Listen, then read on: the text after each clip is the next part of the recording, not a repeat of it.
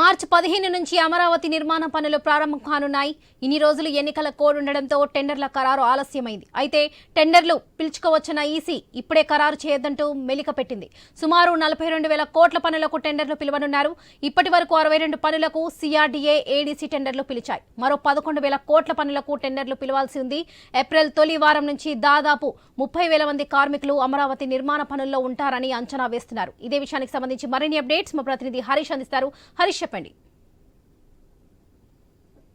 అమరావతి రాజధాని నిర్మాణానికి సంబంధించినటువంటి అంశం కూటమి ప్రభుత్వం అధికారంలోకి వచ్చిన తర్వాత పెద్ద ఎత్తున జరుగుతున్నటువంటి సిచ్యువేషన్ మనం చూసాము. అందులో భాగంగానే ఇప్పటివరకు కూడా టెండర్స్ కి సంబంధించినటువంటి అంశాలపైన ప్రత్యేకంగా దృష్టి సారించింది ప్రభుత్వం. ఇందులో భాగంగా 62 పనులకి టెండర్లు పిలిచేందుకు సిఆర్డీఏకి సంబంధించినటువంటి, అదేవిధంగా ఏడీసీకి సంబంధించినటువంటి అనుమతులు వచ్చాయి. అదేవిధంగా 11,000 కోట్ల రూపాయల పనులకు సంబంధించినటువంటి అంశం పైన ప్రత్యేకంగా ఫోకస్ పెట్టినట్టుగా మనకు కనిపిస్తుంది. అందులో భాగంగానే అమరావతి రాజధాని నిర్మాణానికి సంబంధించినటువంటి పనులపైన ప్రత్యేకంగా కూటమి సర్కార్ ప్రత్యేకమైనటువంటి దృష్టి సారించింది. మార్చి 15 నుంచి అమరావతి నిర్మాణ పనులను ప్రారంభించేందుకు కూడా సన్నాహాలు జరుగుతున్నటువంటి సిచ్యువేషన్ మనం చూసాం. ఎన్నికల కోడ్ ప్రజెంట్ ఎమ్మెల్సీకి సంబంధించినటువంటి ఎన్నికల కోడ్ అమల్లో ఉన్నటువంటి నేపథ్యంలో ఈ అంశానికి సంబంధించి టెండర్లు అయితే పిలవచ్చు, కానీ వాటిని నిర్ధారించడం, కన్ఫర్మ్ చేసేటువంటి అంశానికి మాత్రం కొంతవరకు గ్యాప్ ఇవ్వాలని చెప్పి కూడా ఈసీ నుంచి ఆదేశాలు అందాయి. ప్రధానంగా చూసుకుంటే 42,000 కోట్ల రూపాయలకు సంబంధించినటువంటి టెండర్లకు సంబంధించినటువంటి అంశం, అదేవిధంగా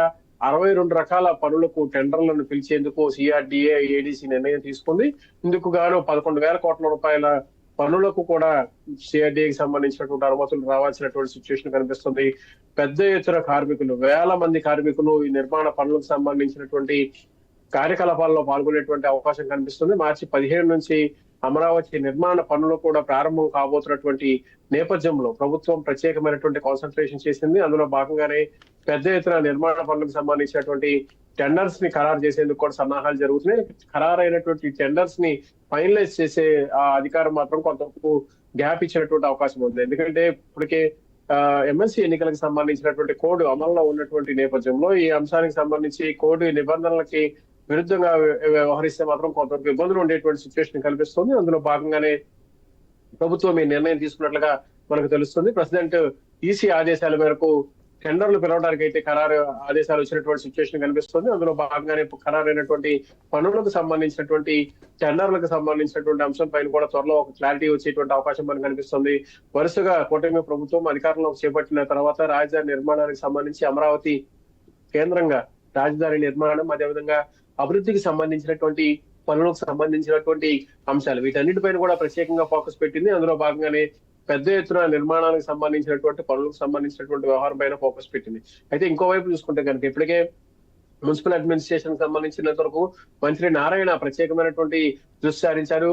దాదాపుగా పూర్తయినటువంటి భవనాలు, అక్కడ ఇన్ఫ్రాస్ట్రక్చర్ కి సంబంధించి కనీస మౌలిక సదుపాయాలు కనుక కల్పించగలిగితే అక్కడికి ప్రభుత్వ కార్యాలయాలను కూడా తరలించుకునేటువంటి అవకాశం ఉంటుంది. ఆ తరలించుకున్నటువంటి కార్యాలయాలకి పూర్తి స్థాయిలో వినియోగించుకునేటువంటి అవకాశం కూడా ఉంటుంది. కాబట్టి వీటి నిర్మాణానికి సంబంధించినటువంటి అంశాలు, దాదాపుగా 62 పనులకు సంబంధించినటువంటి టెండర్స్, 11,000 కోట్ల రూపాయలకు సంబంధించినటువంటి టెండర్స్ ని పిలవాల్సి ఉన్నటువంటి సిచ్యువేషన్ కనిపిస్తుంది. అయితే నిధులకు సంబంధించినటువంటి విషయంలో కూటమి ప్రభుత్వం అధికారంలో ఉండడంతో డబుల్ ఇంజన్ సర్కార్ ఏపీలో అధికారంలో ఉన్నటువంటి నేపథ్యంలో దీనిపైన కేంద్రం నుంచి కూడా ఇప్పటికే నిధులకు సంబంధించినటువంటి అంశం పైన ప్రత్యేకమైనటువంటి హామీ కూడా వచ్చినటువంటి నేపథ్యంలో కూటమి ప్రభుత్వం ఈ రాజధాని నిర్మాణానికి సంబంధించినటువంటి పనులను మరింత వేగవంతం చేసేటువంటి సిచ్యువేషన్ లో మనకు కనిపిస్తుంది.